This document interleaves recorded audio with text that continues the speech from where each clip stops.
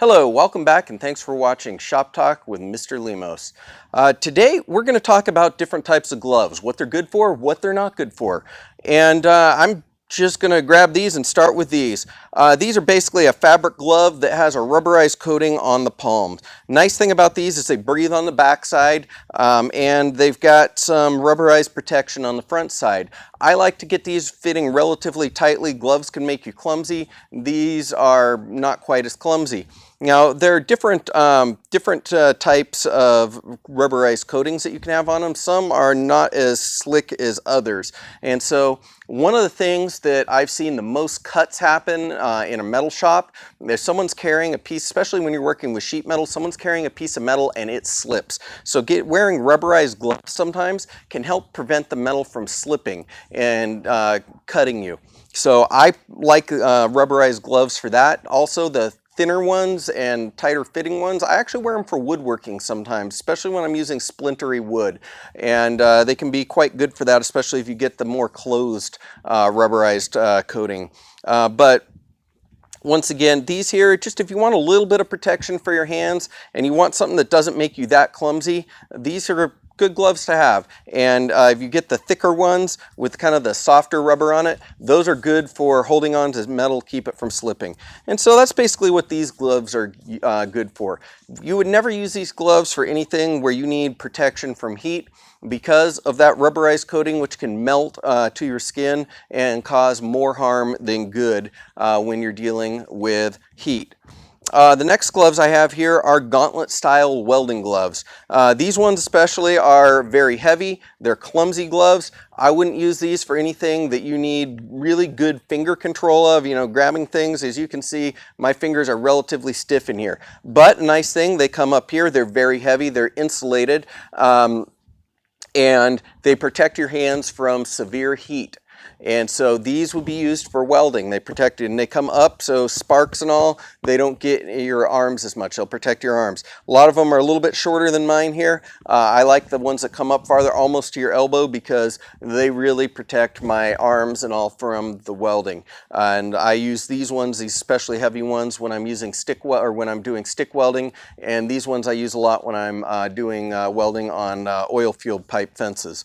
And like I said, insulated, come up high, thick leather, no fabric out exposed anywhere on here. The good ones have like Kevlar or some other type of fire retardant stitching on them so that the stitching doesn't burn away, and they will protect your hands from welding. Do remember though, you don't want to pick up a piece of hot metal that's recently been welded on, because eventually it will heat through there and then the glove is hot and will keep burning your hand even if you drop the metal until you get that glove off. But these will be Gauntlet style welding gloves.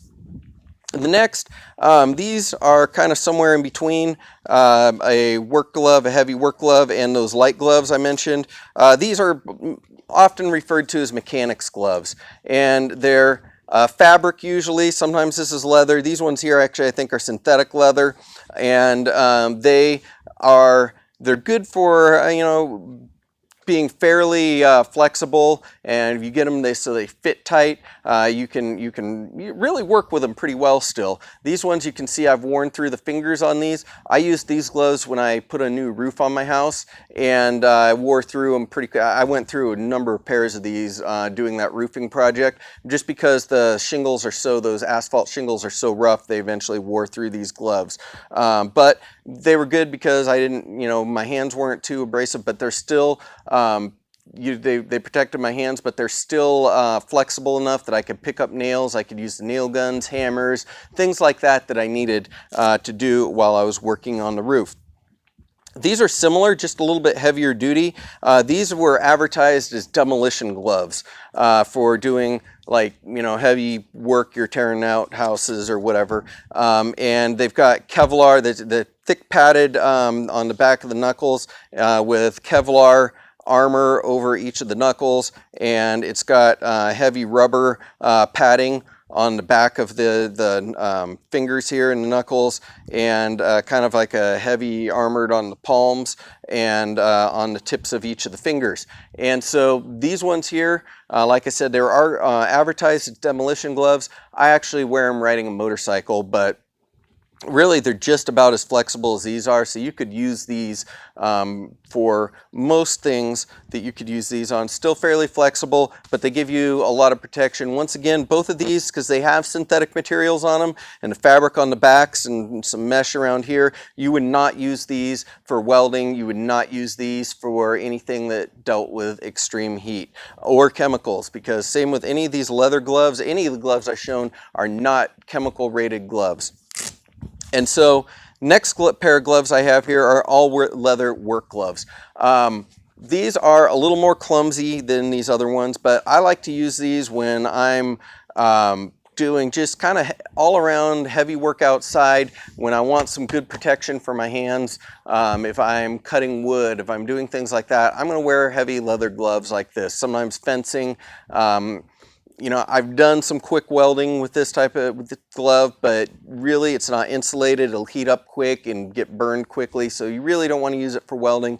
But you know, just when you need good abrasion protection, you don't necessarily need impact protection like this. You don't need heat protection like this, but you need more abrasion protection than you would get with something like this or something like this. Then leather gloves like this are good to wear. I like this style a lot better than those kind of suede rough type that you have where they've got the suede, the rough, usually they're gray leather on the front and then you've got fabric on the back. I find that fabric on the back gets torn up easy and those are stiff and just uncomfortable to work in. And so I like these. I get them at Costco and they come in a 3-pack and they're not that expensive. They're relatively inexpensive and they're pretty durable. They last a long time. But just remember, get gloves that are comfortable, because if your gloves are not comfortable, then you're not going to wear them when you need them. So that was a basic overview of work gloves. There are other types of gloves, such as chemical gloves, biohazard gloves. We're not going to go into those today. That's a topic for a whole nother video, a whole nother day.